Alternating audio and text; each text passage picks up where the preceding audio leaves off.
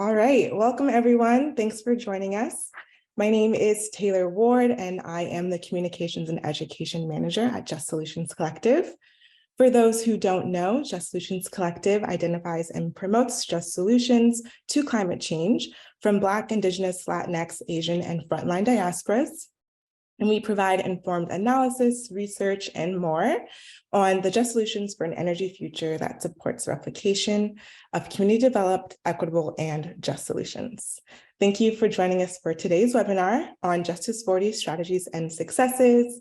We have a really exciting event today where we'll hear from some leaders about Justice40 work that they have been doing at their organizations and hopefully get some of your questions answered. I'm going to share an agenda. So on today's agenda, we'll do some welcomes and introductions. Then I'll share some notes to consider when it comes to Justice40. Then we'll hear from our two presenters and then have time for an audience question and answer. So if you have questions throughout the event, please feel free to use the chat box to ask your question. We also have the Q&A box and we'll get to your questions at that time. All right, so I'll start with a few notes to consider. So I'm sure we have all heard tons of stuff about Justice40 over these last few years. As you may know, this initiative was launched in 2021 under an executive order by President Biden. And this executive order required that 40% of the benefits of certain federal programs flow to quote unquote disadvantaged communities. So I'm sure we've been in plenty of spaces these last few years around what this will mean for EJ communities and how these benefits may or may not impact your community. So on here, I have listed some of the areas that are considered categories of investment under Justice40. And these kind of provide an overview of the areas that can be impacted by funding from this initiative, all of which are prominent environmental justice and climate justice issues. So fast forward 2 years, almost exactly 2 years since the announcement of Justice40, and there are still many things being figured out when it comes to this initiative. Implementation at the federal level is varied with different departments from the EPA to the USDOT to HUD, all having their own varying plans of how they're planning to implement Justice40. Additionally, many states are still figuring out how they'll be using Justice40 funding and sharing it with their communities. And I say all of this to say Justice40 funding may look different in your local context. So I encourage you to explore and reach out to the agencies and bodies in your areas to understand how applications and support for this initiative can be impactful for your community and the work that you're doing. And then if this is something that your organization does need support with, I encourage you to reach out to us at Just Solutions Collective, and we can try and help point you in the right direction. And then lastly, I want to encourage you all to keep in mind that Justice40 is not intended to be a one-time investment. Instead, it's meant to influence how agencies run and support frontline communities across the nation. So with that, I will stop there and introduce you to our panelists for today. I'll start with Alexis. So here's a cute picture. So we'll hear from Alexis Washburn. Alexis is the Regional Director in the Northeast Office at Emerald Cities, where she is primarily focused on advancing economic inclusion and workforce development initiatives that support women and people of color in the construction industry. These efforts are primarily accomplished through the implementation of the E-Contractor Academy, a MWDVBE contractor training program focused on the energy efficiency and renewable energy sector and leadership in local workforce contractor development tables.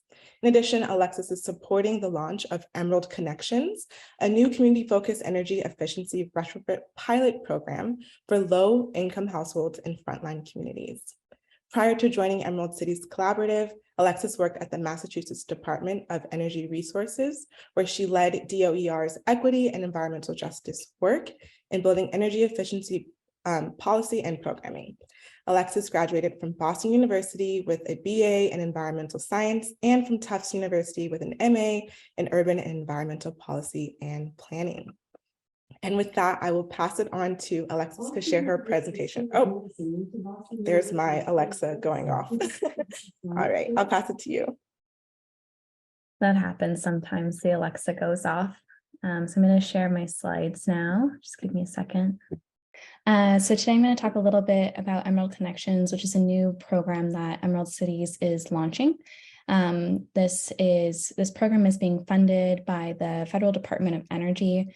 And so it's one of their most recent initiatives for their WAP Enhancement and Innovation Program, which is the Weatherization Assistance Program. So it allows us to do some cool and interesting things with this new pilot program. So I'll dive right in. To just give a little more background about Emerald Cities and who we are, Taylor gave a great introduction to who I am, but I work at Emerald Cities and we're a national nonprofit organization. We were founded in 2009, and what we're really focused on is greening our cities, building our communities, and strengthening our democracy. And so the map on the right shows you where our staff are based. So we're throughout the country, but concentrated in a couple of key areas. And so I'm based in our Boston office in the Northeast, but also working with staff that are based in Seattle, Bay Area in California, Los Angeles, and DC. And then, of course, we have some folks sort of throughout. So just talk a little bit about the need. So I think we're all aware there are multiple crises happening all at once, and they're each sort of impacting one another as well. And so we've got the climate crisis, thinking about our greenhouse gas emissions and sort of what do we do there. And I think a lot of the solutions that have been promoted have really focused on energy efficiency and electrification, but obviously that has unique impacts on certain populations, and we need to consider those things. There's also a housing crisis. Plenty of old stock housing that needs lots of repairs. People are being displaced because of new construction, health and safety concerns. It sort of all abounds, and also things that we need to address and can address through some existing programs as well. And then last, I'll touch on sort of this justice crisis, thinking about the racism that we've seen throughout this country, anti-immigrant actions, and then just income inequality all across the board. So there's definitely a strong need for programs that address sort of each of these concerns and many more. Which is why we've decided to focus really on the opportunity through weatherization. And so just to provide a little bit more information about weatherization and what it is, and some of the main programs that support this type of work are really coming through the Department of Energy, so the DOE, and that's the Weatherization Assistance Program. And so it's focused on reducing costs, specifically energy costs for low-income households, by increasing the energy efficiency of their home while also ensuring health and safety. And so it's the nation's largest residential whole home energy efficiency program. It's present in every state.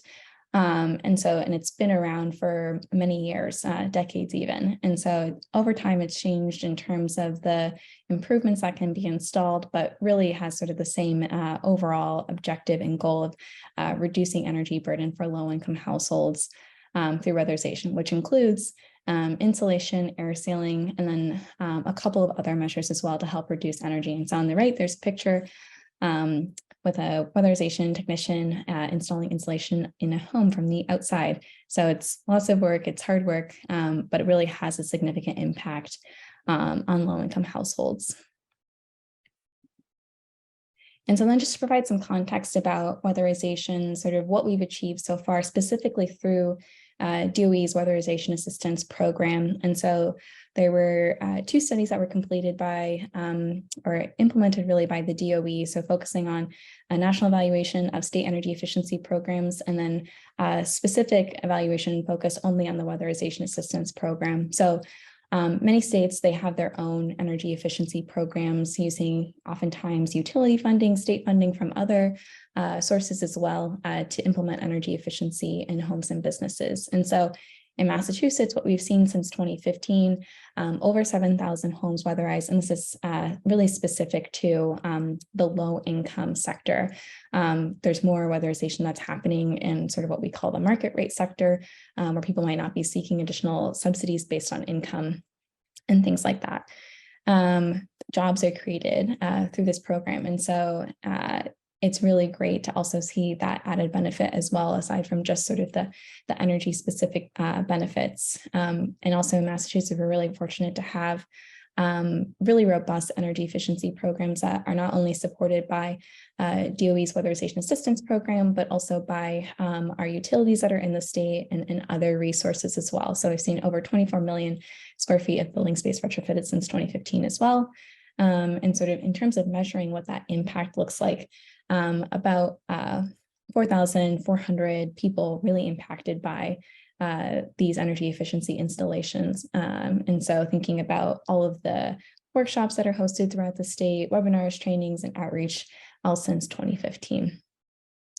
And I'm also going to talk about Washington, because that's another state that we're actually implementing our Emerald Connections program in. So again, tons of homes in Washington state weatherized, over 560 jobs created or retained as it relates to energy efficiency, specifically in this context, and then over 7,000 people impacted by these installations. So it has a broad impact in so many different ways, which is why we see it as this really unique opportunity to achieve so many mutual objectives. And so then to provide an overview of the Emerald Connections program, that's where we're really going to drill down into. And so the Emerald Connections program is a DOE-funded program that really focuses on prioritizing frontline communities and the clean energy transition, but also bringing health, safety, affordability, and stability benefits to those communities, leveraging it with the existing weatherization program. So thinking about the program expertise that exists, those structures, funding sources, and then really sort of what we're doing differently is piloting this new approach that can reach a greater number of qualified residents. I think one of the key challenges with the Weatherization Assistance Program is, while it's great in terms of what it offers and the populations that it seeks to benefit, there's lots of challenges that need to be overcome before a home can be weatherized. And so if there are barriers present in the home, whether that's mold and moisture, structural barriers, there's asbestos insulation, knob and tube wiring, all types of things that we see that are really prevalent in older homes, and especially in lower income housing. Those present barriers to weatherization and lead to program deferrals. And so people are unable to participate, and they don't see those benefits of reduced energy burden among the many other non-energy benefits as well from participating in weatherization programs. So that's what we're aiming to do. Particularly with this new funding from DOE, is to really think sort of in a way, not so much outside of the box, but thinking about what other supports are needed to make sure that this existing program is more successful, and also really thinking about the communities who would benefit most from a program like this. And so to talk a little bit more about our model and how it differs, it's really a community-centered weatherization program. So it's participatory. It's informed by community need, and it's really, we're aiming to use this as a model for a more inclusive weatherization program. So rather than sort of having people referred to the weatherization program as is the current structure, reaching out to people, because I think that's one of the biggest challenges, is just sort of general awareness and things like that, and sort of understanding what benefits are you eligible for? How do you access, how do you participate, and sort of what it actually can mean for your day-to-day experience. And so it's a new program. We're launching it next year. So it's sort of at the beginning. And so it's really great to have Just Solutions Collective reach out to us and talk about our success with Justice40 funding. And so it's a long process, I would say, in terms of applying for this program, this grant award, and then also being awarded, and then sort of launching this new program ideas. It takes a lot of effort to make that happen. But the objectives of this program are really to establish a partnership with a community-based organization, both in Washington and Massachusetts. So working closely on the ground with folks that are already embedded in the community, whether they're doing energy-specific work already, or if they're interacting with the same populations that we want to reach.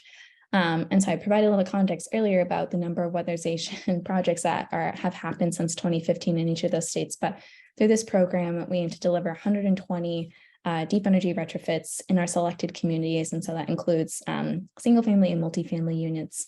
And then lastly, really wanting to evaluate program success and seeing where some of the flexibility that we've been awarded under this grant if there are best practices there and lessons learned that could be implemented in the larger weatherization assistance program, where other states can maybe adopt some of those changes that we've made, and really see sort of what the community responses to this pilot program of doing sort of this deep community engagement work, and really trying to work with them on the solution rather than just coming up with a solution that maybe doesn't really fit that community's needs.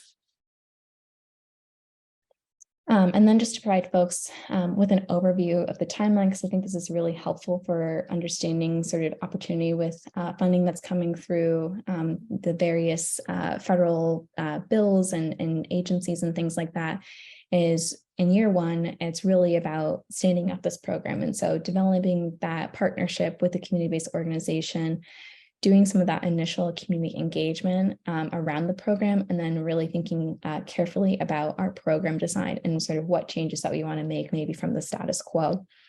And then in years 2 and 3, we're going to focus on program implementation, and then also starting with our program evaluation in year 2 as well. And so actually going into people's homes with our weatherization partners to actually deliver those benefits. And so not only the benefits of weatherization, but also those health and safety improvements that enable weatherization to happen, and really trying to make it this more comprehensive effort, because I think the unique opportunity about the weatherization assistance program and many other programs as well is that you have, when you're already in someone's home, you have an opportunity to do a lot. And it can be really disruptive to come back again and again and again to do new things, different programs and things like that. And so what we're really trying to do is sort of bring as many resources as possible together to sort of do it in that, you know, I wouldn't say like one interaction, but sort of in that interaction, like through this program, to deliver the greatest benefit to those households. And so that's pretty much a high-level overview. And so we're sort of in the early stages of launching this program, but officially starting in the new year. And so if folks want to learn more about this program, you can reach out to us in the Northeast at northeast@emeraldcities.org. And then if you're interested in learning more about the Washington version, the Washington State version of this program, reach out to our Seattle office at info.seattle@emeraldcities.org. And they'll be happy to answer questions or tell you about ways that you can be engaged. And that is it for me. Amazing. Thanks so much, Alexis, for that great presentation. Unfortunately, our second panelist hasn't been able to join, so we're going to just jump into questions and answers. So for this section, please feel free to use the chat box to ask any questions that you may have. You can also use the Q&A box and we'll answer questions that way. Or if you would like to ask your question live, you can raise your hand and we can unmute you and you can ask your question that way.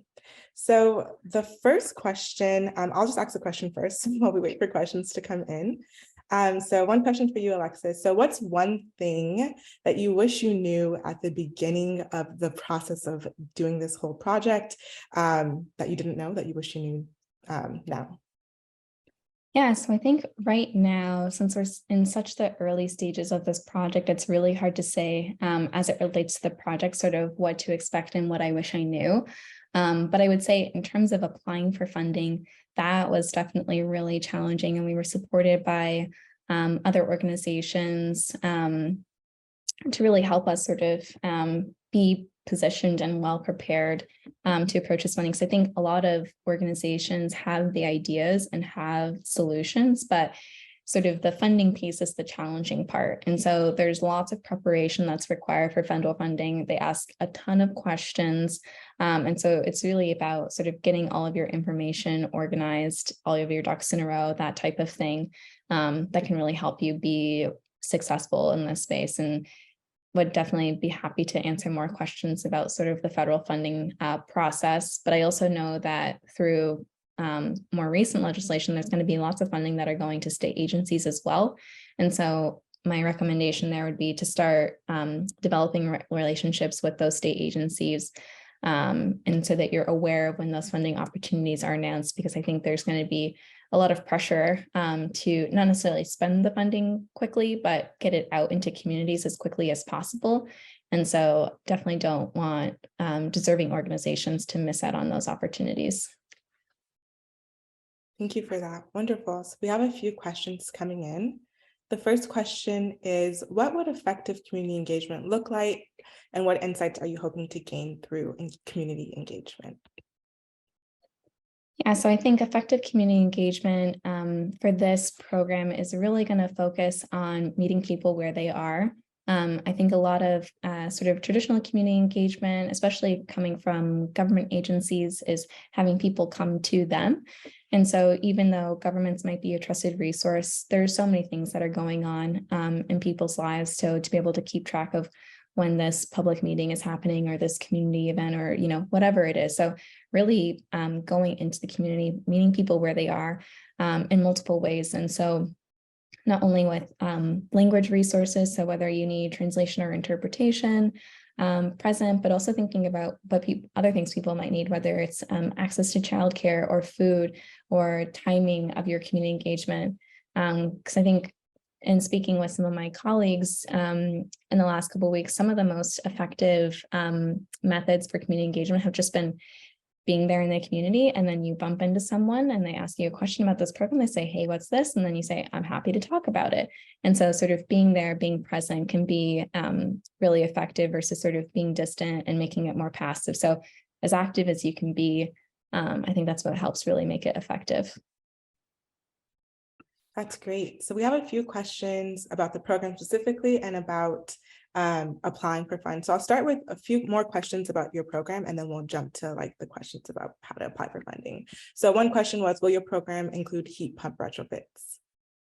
Yes. So in Massachusetts, I can speak more in detail about Massachusetts because I'm not as familiar with the Washington state policy because we have our Seattle office working on that side of the project, but we will be prioritizing heat pump retrofits, especially where folks are good candidates. It's challenging, I would say, in our climate, not because of the efficacy of the technology necessarily, but because of sort of other structural issues that are in place. We have really high electricity rates in Massachusetts, and so we don't want to contribute to people's energy burden. And so particularly where it is, I don't want to say a straightforward case, but where they're a great candidate for insulation and air sealing, or if they're switching from a more expensive fuel source. So for example, if they're receiving delivered fuels like propane or oil, or they're using electric resistance heating, which is very expensive in Massachusetts. So those are excellent candidates for fuel switching and getting them onto the heat pump technology. It becomes a little bit more challenging for customers that are served by natural gas. And so that's something that we're still actively working on. And I know there's also lots of sort of policy work happening around that as well. Mm-hmm. Yeah, that's very helpful. And relatedly, someone asks, will the Emerald Connections program include a decarbonization lens and provision of renewable energy and storage for zero carbon? Yes, that's a great question. And so we have an opportunity to do that through this program. And then we're also identifying opportunities through other funding sources as well. So whether there's existing state programs that support those technologies and make them more affordable for low-income families, that's something that we also want to explore. Also thinking about the Inflation Reduction Act and all of the financial support that's coming through there for different decarbonization technologies. So whenever we can, we want to help reduce energy burden and also decarbonize their home. And so trying to do that as much as possible. But it's really going to depend on the folks that are taken into the program and sort of what their existing condition is, because the challenging thing is that we don't have unlimited funding. If we did, we could do all of these things and it would be amazing. But we'll have to prioritize like the health and safety retrofits first, because one of the most cost-effective measures really is weatherization. But if someone has a mold and moisture issue, they might need bath fans installed. They might need hard flooring installed because they've got carpet and it's really moldy. And so further sealing the building envelope would create more problems and lead to health issues and things like that. So funding is going to be prioritized on addressing those issues. But where we have additional funds to do some of those other technologies, that's definitely something that we want to do. Well, that's great. Very exciting stuff. And someone asked a question around workforce development. So are there workforce development opportunities for this program?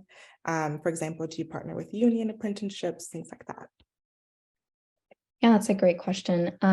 So It's a little bit challenging because these are residential retrofits, and so there isn't necessarily a union requirement, but I would say that we do prioritize supporting women and minority-owned businesses in this space. And so separate from this program, Emerald Cities runs a program called our E-Contractor Academy Training Program, and that's a business skills development program for women and BIPOC-owned businesses in the construction trades. And so when we can make those connections and have those sort of lines be facilitated in that sense, that's what we aim to do. And we recently, in Massachusetts at least, we're partnering with one of our weatherization partners, so one of the implementers of the weatherization assistance program, to bring in more BIPOC contractors. And so that program, that cohort just finished. And so we're hoping that this just continues to increase and we can bring more BIPOC contractors into the fold to provide these services. Awesome. And then one more question about your program, and then we have someone actually raising their hand, and then we'll pass it to them. So when you're doing the community outreach projects, do you have staff from the local weatherization agency with you? Are you doing projects that aren't covered by DOE or weatherization dollars? And that's the question. Yes. So we are, it's a little bit TBD because we're also still working to identify a community-based organization. So for example, our Seattle office will be launching, I think, next week, an application process for a community-based organization to join this project. And so we have funding set aside to support staff time in this role. And so sort of what that looks like will be dependent on the capacity and skills and expertise of that community-based organization. But the idea is that we leverage the existing infrastructure of the weatherization assistance program. And so there's obviously lots of program rules that need to be followed there. And so use that funding to do some of the basic weatherization work and whatever else is covered by the existing program.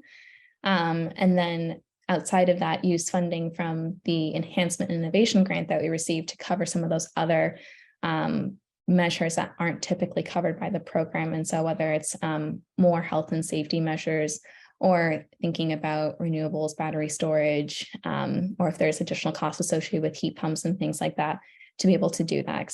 There's a lot of barriers in place. And so we're trying to address that. And then I think I might have missed one part of that question. And I think I got it all. If I didn't, let me know. Awesome, thank you. I'll turn it over to Melissa, who has your hand raised. Feel free to ask your question. Thank you. Thank you for this great presentation. So I know Emerald Cities has been around for a long time doing this kind of work. And so my question is about, obviously, you know, the many years it took for you all to be able to kind of build the resource and the staff and the expertise to even be able to apply, to have the type of program idea and expertise to apply for the federal grant and then get it even. So, you know, what kind of resources does, you know, might be out there for organizations that don't yet have, you know, on staff the skills and expertise to be able to develop a program around weatherization and energy efficiency? So for example, you know, a lot of organizations like mine, we spend a lot of time fighting the bad. That's kind of where we made our name. But we do understand, you know, right now there's lots of money coming for, you know, for building out the good, and we want to be on that side too. So, do you have any recommendations on where, you know, without necessarily having already like the funding in place to hire staff expertise, like, you know, we have to sort of build it from the ground up, where would you start and where would you point folks? Thank you. Yeah. So I would say it's, you know, the reason that we decided to apply to this funding opportunity announcement was just because we have a lot of expertise in building energy efficiency and have run similar programs both in the Bay Area and Seattle. And so this seemed like a really great fit opportunity for us. But again, DOE is just one federal agency. EPA is also going to be releasing funding. HUD, like there's so many different ways to sort of approach it, and each agency is going to have their own unique priorities.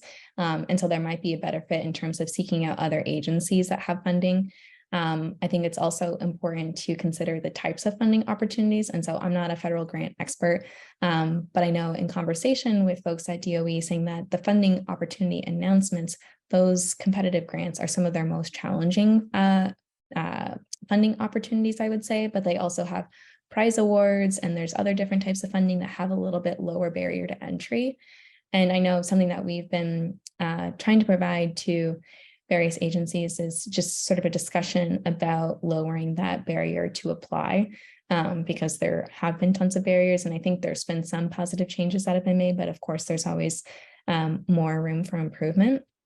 And so until the procurement process is fixed and perfect, I would say to also seek out other resources that can help you be successful in your application. And so whether it's partnership with other organizations that have experience in accessing federal grant dollars or state grant dollars, that's one avenue. But then there's also resources through coalitions like the Justice40 Accelerator, which supported our application. And we worked with a grant manager. And so someone who has had experience helping multiple organizations apply for federal funds. And so she didn't exactly write our grant or provide us with the idea, but at least helped us stay organized. And I think one of the most challenging parts was just knowing, oh, we have to be registered in 5 different online systems and provide, various information about our 501c3 status and types of things like that. And so just the bureaucratic paperwork side of it was really burdensome. And so she helped us stay organized there.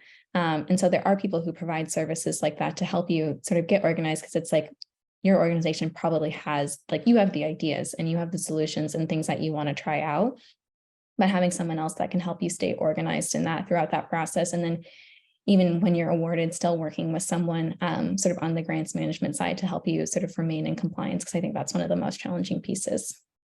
Thank you. And I'm sorry, I did not phrase that question properly. That was very helpful, but actually it's the other way around. Like when I say resources, I actually meant like information to develop the programs, to be able to apply for the funding. So, from what I understand, like you were saying, you all have the expertise already that you've developed over the years to be able to have a competitive program in mind. Like money notwithstanding, you had the program, you had the idea. Where would you direct people to begin to be able to have those like informational knowledge, programmatic resources to be able to develop their own ideas for programs in their communities? So I'm sorry, I kind of phrased that a little bit differently. Oh, that's okay. I think to help you be prepared for different opportunities is just, even if you're not ready to go apply tomorrow, maybe check out some of the existing opportunities on grants.gov from tons of different agencies. And you can just kind of see what people are, in terms of agencies are focusing on and what the different types of funding opportunities are that are available currently. People also host webinars all the time, referring to federal agencies about their funding opportunities and things like that. And so you can learn a little bit more about sort of what their priorities are. But I would say probably what's most successful or would be most helpful is really just developing relationships with other organizations or joining different coalitions, sort of understanding what some of their priorities are, can help you be better equipped to develop an idea for a program. I'd say one of the hard parts is that a lot of times the funding opportunities are really specific. And so you need to have an idea that really addresses those objectives for that funding opportunity. And so it's hard because it's not necessarily that we had this idea for 3 years and we've been looking to fund it and sort of trying to find the right resources, but notice this funding opportunity, thought, okay, within these parameters, what could we create? What do we want to create? And how do we sort of address the needs that we see?